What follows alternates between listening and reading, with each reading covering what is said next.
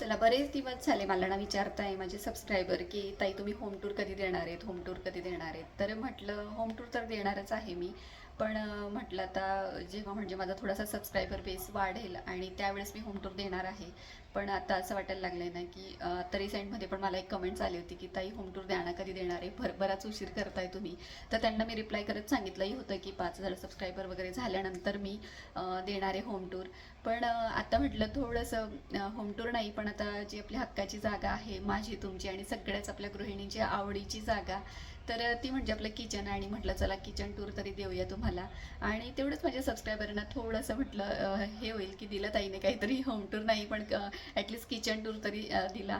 तर म्हटलं ठीक आहे. आणि तुम्ही प्रत्येक व्हिडिओमध्ये माझे बघत असतात किचन, पण कसं आहे वेगवेगळ्या अँगलने थोडं थोडं ते दिसत असतं. तर म्हटलं आता पूर्णच आज आपला किचन आपण दाखवूया आपल्या सबस्क्रायबरांना.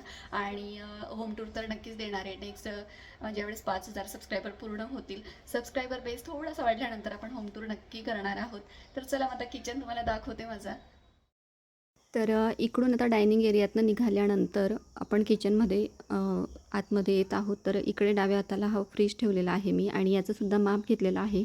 ज्यावेळेस मी घर बघत होते त्यावेळेसच मी ठरवलं होतं की मला पॅरलल किचन ओटा नको आहे. मी शेपचा जो किचन ओटा आहे तो करून घेतलेला आहे, आणि फ्रीजचंही माप देऊन तेवढी जागा आम्ही बरोबर परफेक्ट सोडली होती. त्यानंतर हे जे मायक्रोवेव्ह आणि इकडे एअर फ्रायर आहे, तर त्यांचंही माप देऊन मी तेवढीच जागा सोडायला सांगितली होती, म्हणजे जेणेकरून मला किचन ओटा मोठा मला मिळेल.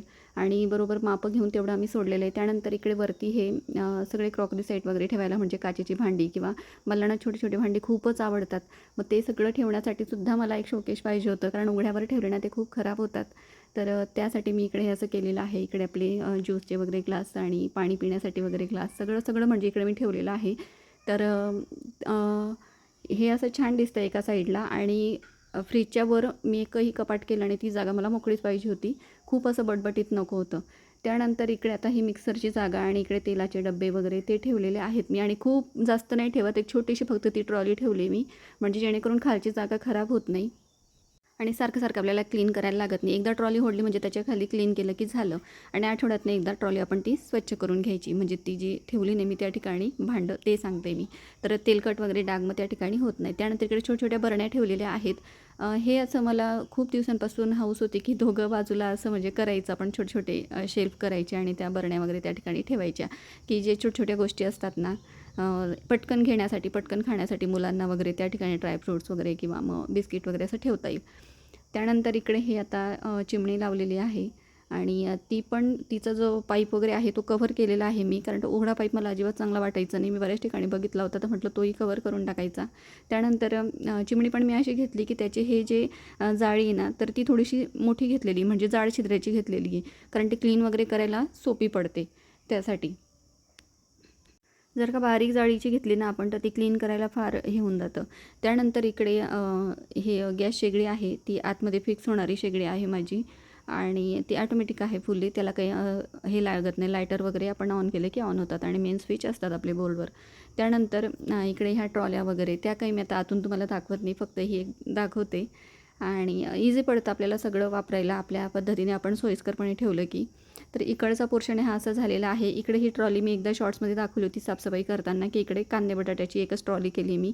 2-2 करणं मला काही गरजेचं वाटलं नाही ते, कारण उगाच म्हटलं अडचण, एवढं काही आपण कांदे बटाटे वापरत नाही खूप जास्त, फॅमिली छोटी असल्यामुळे. त्यानंतर इकडचा जो भाग आहे म्हणजे कोपऱ्यातला, तर त्या ठिकाणी असं हे ट्रॉली केलेली आहे, आणि खूप छान पडते. वापरायला अगदी इझी आहे, आणि खूप छोट्या-छोट्या बरण्या म्हणजे मसाल्याच्या वगैरे. आणि आमच्याकडे तर खूप वेगवेगळ्या फ्लेवरचे मसाले काय काय आणतच असतात. ते वापरण्यासाठी इकडे मी पहिल्या ट्रॉलीत ठेवले, आणि जे कधीतरी लागतात ते आतमधल्या ट्रॉलीमध्ये ठेवलं आहे. ती जागा यूज झाली. त्यानंतर आता इकडे उजव्या बाजूला गॅस शेगडीच्या, तर इकडे हे DIY मी तयार केलेलं आहे, मनी प्लांट लावलं आहे त्यामध्ये. त्यानंतर इकडे एक बोर्ड आहे, त्यावर हे जे केटल आहे ना गरम पाण्याचं, ते मी ठेवलेलंच असतं माझं नेहमी. आणि याचा पण एक शॉर्ट्स व्हिडिओ टाकला आहे बरं का, नक्की जाऊन बघा. तुम्हाला जर का बनवायचं असेल तर खूप छान पडतं, आणि मस्त असं मनी प्लांट आता झालेलं आहे मोठं. त्यानंतर इकडे माझं घड्याळ आहे, कारण सकाळी खूप घाई गडबड होते मला हॉलमध्ये जाऊन घड्याळ बघायला, त्यापेक्षा इकडे माझं ठेवलेलं आहे मी घड्याळ. आणि इकडे हे थोडे छोट्या वस्तू ठेवल्या आहे शोच्या, आणि मला खूपच आवडतात. ही डॉल अगदी म्हणजे 15-16 वर्षापूर्वीची डॉल आहे माझ्या दीदीची, आणि ती मला खूपच आवडते म्हणून मी त्या ठिकाणी ठेवली ती. त्यानंतर इकडे हे एक कृष्णाची मूर्ती ठेवली, आणि छान वाटतं जरा प्रसन्न.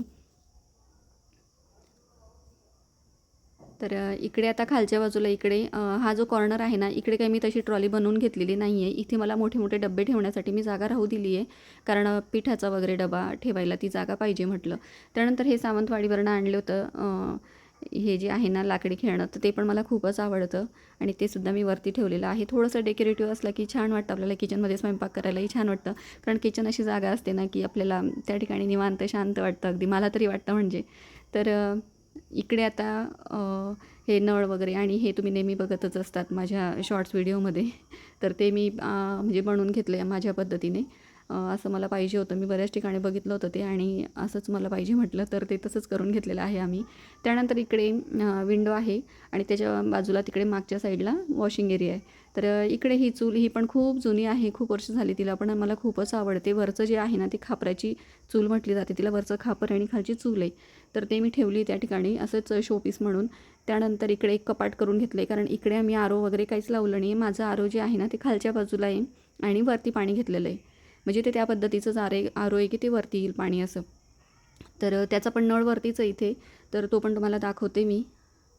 आणि ते वरती जे आरो असतं ना ते खूप दिसायला खराब दिसतं आणि बरेच दिवस म्हणजे असं खराब होत राहतं ते, त्याला पुसावं लागतं, क्लीन करावं लागतं सारखं सारखं आणि एक अडचणच होऊन जाते त्याची, कारण ते लोक ज्यावेळेस साफ वगैरे करायला येतात ना तर खूप खराब आणि घाण करून जातात ते. तर हा पिण्याचा पाण्याचा नळ आहे, बाजूलाच मी माठ ठेवला आहे. त्यानंतर थोडंसं पाणी मी स्टोरेज करून ठेवते त्या कॅनमध्ये आणि इकडे माठ आहे. त्यानंतर इकडून असं बाहेर आलो ना तर इकडे आपला आहे वॉशिंग एरिया, ड्राय बाल्कनी. तर इकडे माझे 2 सिलेंडर असतात. सध्या फिटिंग वगैरे झालेली आहे, पण सिलेंडर वापरावं लागतं, ते मीटर वगैरे काही अजून आलेलं नाही आहे, त्यामुळे हे काही चांगले दिसायचे नाही. तर याचा पण मी शॉर्ट्स व्हिडिओ टाकला आहे, याचे जे कव्हर बनवलेत ना तर त्याचा पण मी शॉर्ट्स व्हिडिओ टाकला, तुम्ही बघितलं नसेल तर नक्की जाऊन बघा. त्यानंतर इकडे भांडी वगैरे घासण्यासाठी जागा आहे, तर आमच्या कामवाल्या तर इकडेच भांडी घासतात. त्यानंतर इकडे वॉशिंग मशीन वरती ठेवलेलं आहे मी, जेणेकरून त्याच्यावर घाण वगैरे उडणार आणि पाणी उडणार आणि असं. नंतर हे 2 कपाटं केलं आहे वरती स्टोरेजसाठी, म्हणजे जे काही निरमा पावडर म्हणा, काय ग्रेल वगैरे आपल्याला काय ते स्टोरेज ठेवायचं असेल त्यासाठी. तर चला, असं होतं माझं किचन टूर आणि तो तुम्हाला कसं वाटलं नक्की मला कमेंट्समध्ये सांगा. व्हिडिओ असंच बघत राहा, भेटूया पुढच्या व्हिडिओ.